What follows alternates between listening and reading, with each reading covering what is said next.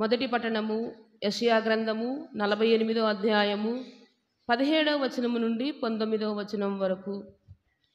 మిమ్ము రక్షించు ఇశ్రాయేలు పవిత్ర దేవుడు మీతో ఇట్లనుచున్నాడు, నేను మీ ప్రభువును దేవుడను, నేను మీ మేలు కొరకే మీకు ఉపదేశము చేయుదును, మీరు నడవవలసిన త్రోవలో మిమ్ము నడిపింతును. నా ఆజ్ఞలు పాటించియుండిన ఎడల మీరు పొంగి పారెడు నది వలె వృద్ధి చెంది ఉండెడివారు. మీ విజయము సముద్ర తరంగముల వలె ఒప్పియుండెడిది. మీ బిడ్డలు ఇసుక వలె విస్తరించుదురు. మీ సంతానము ఇసుక రేణువుల వలె సంఖ్యకు అందకుండా ఉండెడిది. వారి నామము నా సన్నిధి నుండి తీసివేయబడలేదు లేదా మరువబడదు. ఇది ప్రభువు వాక్కు. పునీత మత్తయి రాసిన సువార్త 11వ అధ్యాయము 16 నుండి 19వ వచనం వరకు. ఆ దినములలో యేసు జనసమూహములతో ఇట్లనెను, ఈ తరము వారిని ఎవ్వరితో పోల్చెదను? వారు అంగడి వీధులలో కూర్చుండి ఉన్న పిల్లల వలె ఉన్నారు. వారు ఒకరినొకరు పిలుచుకొనుచు, మేము మీ కొరకు వాయిద్యములు మ్రోగించితిమి, కాని మీరు నాట్యమాడరైరి, విలపించితిమి, కాని మీ రొమ్ములను బాదుకొనరైతిరి అనుచుందురు. యోహాను అన్నపానీయములు పుచ్చుకొనకపోవుటచే అతనికి దయ్యము పట్టినదని వారు పలుకుచున్నారు. మనిషి కుమారుడు అన్నపానీయములు పుచ్చుకొనుటచే అతడు భోజన ప్రియుడు, మద్యపాన రతుడు, సుంకరులకు పాపాత్ములకు మిత్రుడు అని చెప్పుచున్నారు. దైవ జ్ఞానము వారి క్రియలను బట్టి నిరూపింపబడును. ఇది క్రీస్తు సువిశేషము. క్రీస్తువా మీకు స్తుతి కలుగునుగాక.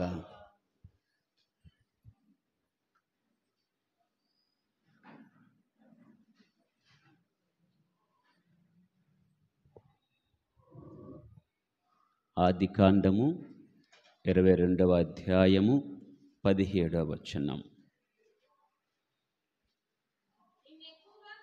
నిన్ను ఎక్కువగా దీవింతును, ఆకాశమునందలి నక్షత్రముల వలె, సముద్ర తీరమునందలి ఇసుక రేణువుల వలె లెక్కకు అందనీయనట్లుగా నీ సంతతిని విస్తరిల్లా.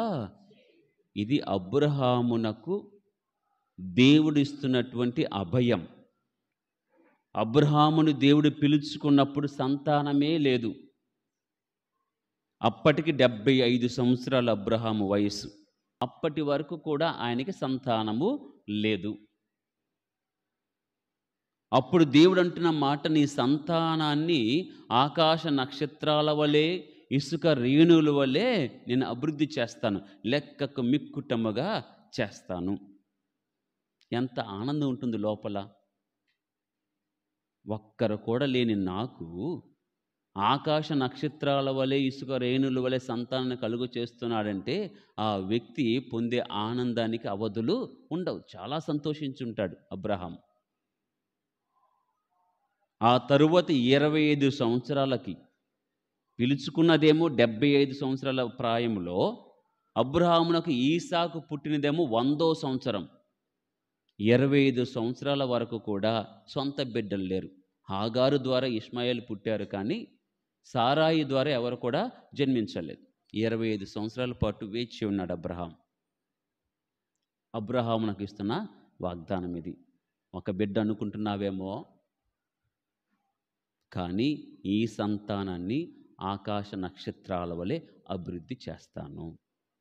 అది నిజముగా అలాగే తయారైంది. ఆ సైన్యం, ఇజ్రాయేలు ప్రజలు అలాగే ఏర్పడ్డారు. ఆనాడు దేవుడు ఎన్నుకున్న ప్రజలందరూ కూడా లెక్కకు మిక్కుటముగానే ఉన్నారట. రాజుల మొదటి గ్రంథము 4వ అధ్యాయము 20వ వచనం చదవండి.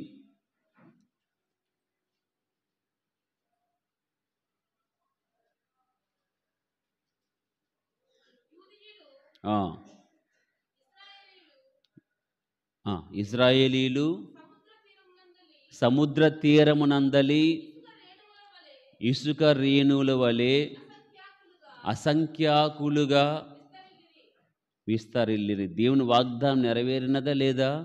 దేవుడి వాగ్దానం నెరవేరినది.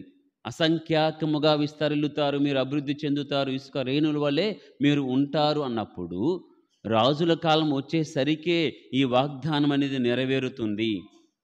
ప్రభు చెప్పారు, అది జరిగి తీరుతుంది, జరిగి తీరింది కూడా. ప్రియమైన సహోదరి సహోదరులారా, మరి ఇలా ఉండే ఈ యొక్క జనము, దేవుని ప్రజాంగము ఎందుకు వేల సంఖ్యలో పడిపోయినది? ఆకాశ నక్షత్రాల వలె అభివృద్ధి చెందారు కదా, ఒకేసారి వేల సంఖ్యలకి ఎలా వచ్చినది? అది ఎలా పడిపోయినది? ఎజ్రా గ్రంథము 2వ అధ్యాయము 64వ వచనం నుండి చదవండి.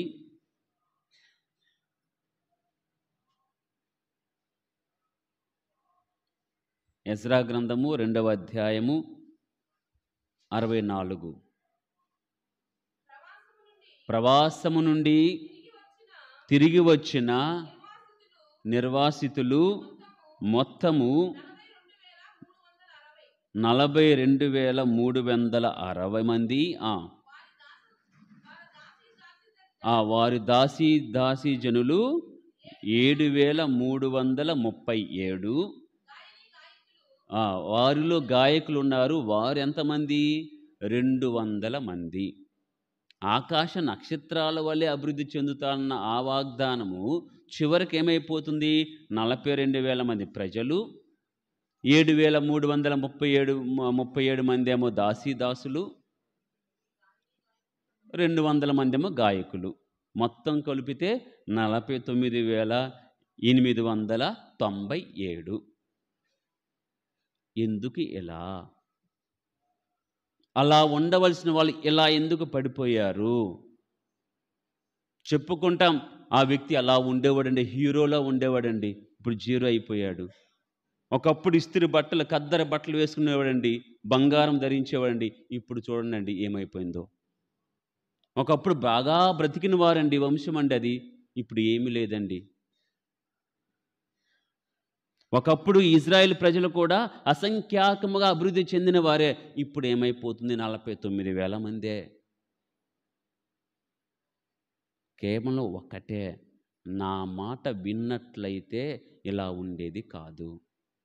పెద్దవారు చెప్తూ ఉంటారు, అరే నేను చెప్పిన మాట విన్నట్లయితే బాగుపడేవాడివి కదా, ఆనాడు అలా చెప్పాను, విన్నట్లయితే బాగుండేది కదా, ఇప్పుడు చూడు ఏమైందని పెద్దవారు కూడా చెప్తూ ఉంటారు.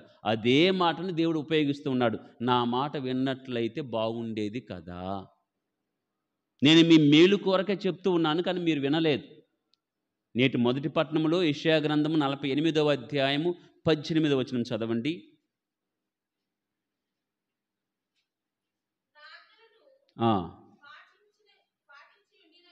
నా ఆజ్ఞలను పాటించి ఉండిన ఎడల మీరు పొంగిపారుడి నది వలె వృద్ధి చెంది ఉండెడి వారులు. Praise the Lord, praise the Lord. తేడా ఎక్కడ ఉన్నది? అబ్రహాము సంతతి దగ్గర నుంచి కొంతకాలము ప్రభు పదములోనే నడిచారు. అప్పుడప్పుడు అటు ఇటు వెళ్ళిపోయినా మొత్తం మీద ఆ మార్గంలోనే ఉన్నారు. ఆనాటి ప్రవక్తలు కానీ రాజులు కానీ చెప్పినదే విన్నారు. వినకపోవటం వల్ల, ధిక్కరించటం వలన, ఆజ్ఞలకు వ్యతిరేకంగా నడవటం వలన చివరికి 49,000 మందికే పరిమితమయ్యారు.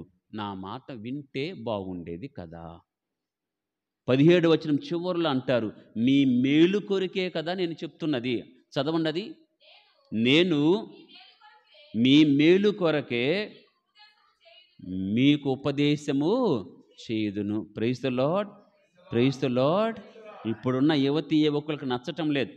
అమ్మ నాన్న చెప్పిందే 2-3 సార్లు చెప్తుంటే ఏంది నీ సోది అంటున్నారు. ఇప్పుడు ఎందుకు చెప్తున్నారో, ఏ ఉద్దేశంతో చెప్తున్నారో వినే స్వభావం ఇప్పుడు లేదు. ఆనాటి ప్రజలు కూడా అలాగే ఉన్నారు. మీ మేలు కొరకు నేను ఉపదేశిస్తుంటే, వాక్యాన్ని బోధిస్తూ ఉంటే మీరు ఎందుకు వినటం లేదు? వినకపోవటం వల్లే కదా ఈ తిప్పలు వచ్చినది అని ప్రభు ఒక తల్లిలా బాధపడుతూ చెప్తున్న మాట ఇది. ప్రియమైన సహోదరి సహోదరులారా, ఆనాడు యావే దేవుడు ప్రవక్తల ద్వారా, రాజుల ద్వారా, న్యాయాధిపతుల ద్వారా తన యొక్క వాక్యాన్ని అందించారు. ఆ తర్వాత క్రీస్తు ప్రభు ద్వారా ఆ యొక్క వాక్యాన్ని ఈ లోకానికి ఇంకా ఎక్కువగా అందించి ఉన్నారు. ఆయనే వచ్చి బోధించారు. మరి ఇప్పుడు ఉన్నది ప్రవక్తలు లేరు, కానీ వాక్యమే, బైబిలే ప్రవక్తగా ఉన్నది. తిమోతి రాసిన 2వ లేఖలో బైబిల్ ఎందుకు రాయబడినదో, బైబిల్ వాక్యాన్ని వినాలి అనే మాటను గట్టిగా అక్కడ రాస్తూ ఉన్నారు. తిమోతి రాసిన 2వ లేఖ 3వ అధ్యాయము 16వ వచనం నుండి.